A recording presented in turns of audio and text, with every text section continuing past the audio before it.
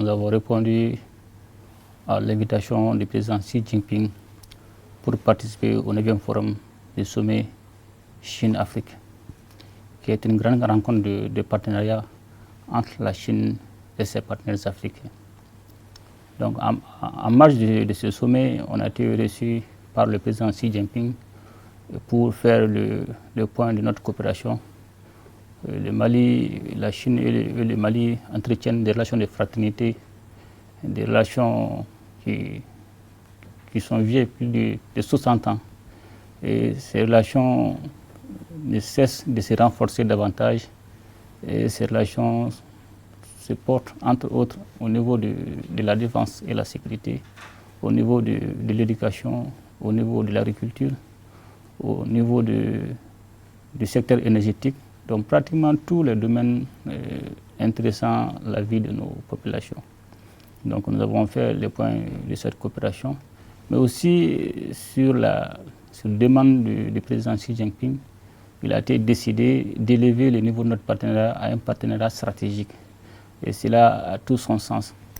Et pour cela, on a décidé que les deux ministres des Affaires étrangères commencent à organiser une visite d'État au cours de laquelle nous allons définir les périmètres de notre partenariat stratégique. Aussi, nous avons discuté de certains nombres de projets qu'on devait finaliser. Il s'agissait d'avoir le financement de SAFODE, et cela a été un acquis. Aussi, il y avait d'autres projets dont on a pu rêver, on a pu accélérer le processus, notamment la construction de l'Assemblée nationale. Et ces fonds avaient été attribués au Mali il y a longtemps, mais compte tenu de certains problèmes, ils avaient mis en instance. Donc nous sommes parvenus aujourd'hui à ressusciter ce projet. Donc le financement de la construction de la nouvelle Assemblée, ensuite la construction de la plaie du centre diabétique. Donc tous ces deux projets aujourd'hui ont été aussi acceptés. Donc cela nous a permis d'effleurer encore d'autres possibilités pour vraiment essayer encore d'approfondir d'autres projets de coopération entre nos États. Le plus important avec la Chine est que aujourd'hui nous partageons un certain nombre de principes et de valeurs avec la Chine, notamment le respect de la souveraineté de nos États, la prise en compte des étreintes de nos peuples et surtout la non-ingérence dans les affaires intérieures.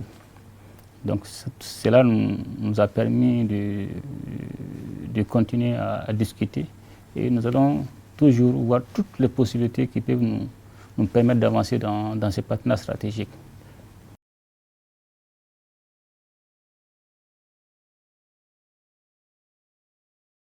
Avec les chefs d'État africains que j'ai eu à rencontrer, nous avons largement parlé des questions sécuritaires. Comme aujourd'hui, vous le savez, nous faisons face aux groupes armés terroristes et avec la porosité des frontières, aucun pays n'aura ni la politique nécessaire, ni les moyens nécessaires pour faire face seul aux groupes terroristes. Donc nous devons mutualiser nos moyens, nous devons faire partager les renseignements pour que nous puissions vraiment lutter contre ces groupes armés terroristes. Donc c'est dans ces cadres que j'ai eu à échanger avec un certain nombre de présidents, notamment le président togolais, même si on ne partage pas la même frontière. Mais nous devons travailler ensemble parce qu'ils font frontière avec le Burkina Faso.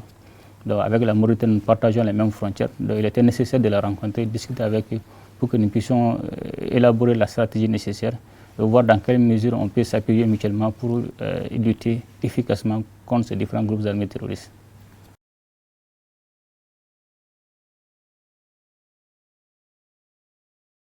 Depuis la création de la Confédération des États du Sahel, le 6 juillet dernier, j'ai eu le privilège d'envoyer une lettre d'information à tous nos partenaires stratégiques, y compris la Chine. Donc, au cours de notre audience avec le président Xi Jinping, on a parlé de la création de la Confédération des États du Sahel et aussi nous avons demandé son soutien politique et de nous aider dans le cadre de la sécurisation de nos différentes frontières. Et je pense qu'il a été très ouvert et il est disposé à nous aider en fonction de nos demandes. Aussi, j'ai rencontré les différents premiers ministres de la Confédération. C'était pour les rassurer et aussi les donner des orientations par rapport à notre position, qui est de toujours de prôner la vérité en fonction de nos réalités, en fonction de nos besoins. Donc, on a des capacités aujourd'hui, les trois pays, des ressources stratégiques. Et quand vous prenez le Niger a l'uranium, le pétrole, l'or. Le Mali a l'or, le lithium, le fer, le manganèse. Le Burkina aussi a l'or, beaucoup de ressources stratégiques. Je pense qu'aujourd'hui, quand nous allons parvenir à mutualiser toutes ces ressources stratégiques, je pense que nous pouvons promouvoir le développement que nous voudrions pour le bien-être de nos populations.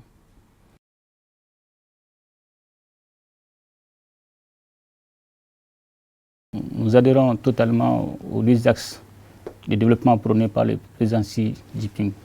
Et ces 10 axes de développement concernent pratiquement tous les secteurs qu'on a eu à évoquer, notamment le secteur de la santé, le secteur de la sécurité, le secteur de l'éducation, le secteur de l'agriculture, le secteur de l'énergie, le secteur aussi de l'environnement, du climat. Donc tous ces différents secteurs font partie de ces 10 axes. Donc nous adhérons totalement au plan d'action de ces 10 axes. Avec cette thématique concernant la gouvernance, la Chine et l'Afrique ont pris conscience de leur rôle et surtout de leur poids dans le cadre de la gouvernance mondiale. Comme vous le savez, la population africaine et la population chinoise font les 1/3 de la population mondiale. Donc aucune politique de développement, surtout en matière de gouvernance, ne peut se faire en dehors de ces deux continents. Donc, raison pour laquelle on a décidé avec la Chine, effectivement, de travailler pour une meilleure gouvernance mondiale. Et cette gouvernance ne peut pas être seulement léguée à certains pays qui prétendent avoir le privilège de promouvoir la bonne gouvernance. Donc, au cours de cette réunion, il s'agissait c'était de donner et recevoir. Effectivement, nous aussi, on avait certaines bonnes pratiques, on échangeait avec les Chinois.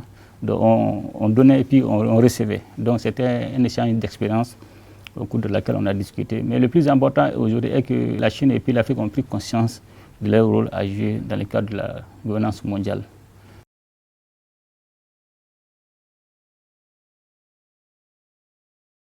Pour moi, la visite de ces différentes sociétés, il y avait deux objectifs majeurs.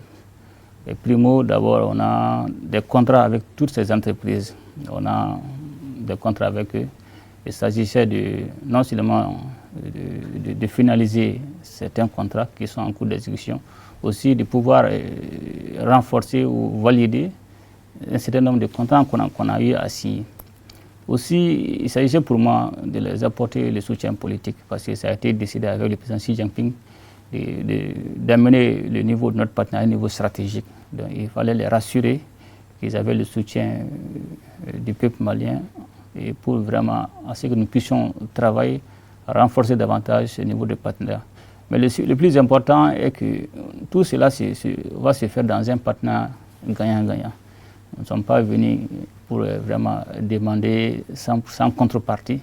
Aujourd'hui, nos pays regorgent des ressources stratégiques et peuvent nous permettre aujourd'hui de discuter avec n'importe quel pays.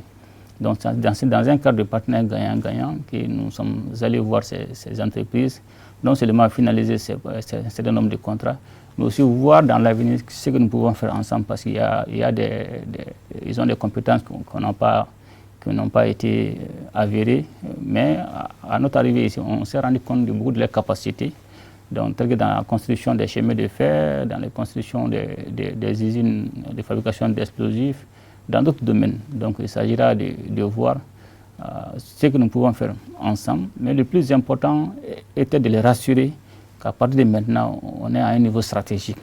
Donc cela va leur donner le poids nécessaire, la volonté nécessaire d'engager tout ce que nous pouvons faire ensemble.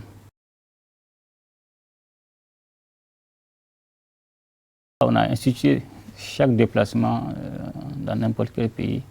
Le minimum, c'est de rencontrer nos populations, de les saluer, saluer leur engagement par rapport à tout ce qu'ils ont fait pour la transition. aussi saluer leur détermination parce que ce sont nos concitoyens qui contribuent effectivement au développement de notre pays. Donc le minimum pour moi, c'est de les rencontrer, de les saluer, aussi de leur donner la nouvelle du pays pour les rassurer que nous sommes dans le bon chemin. Donc au cours de cette rencontre, je les ai expliqué tout ce qu'on a eu à échanger, ou on a eu comme chance de travail avec la partie chinoise. Aussi de donner des conseils, de respecter la loi du pays de résidence. Et cela va nous permettre de les défendre dans beaucoup de leurs demandes.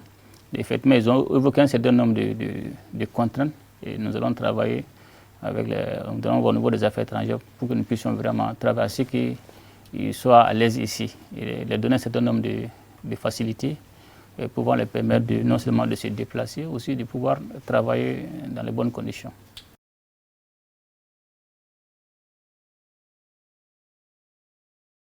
Je suis satisfait de cette visite parce que non seulement ça a été décidé d'élever le niveau de notre niveau stratégique, ça a tout son sens et tout partir de là.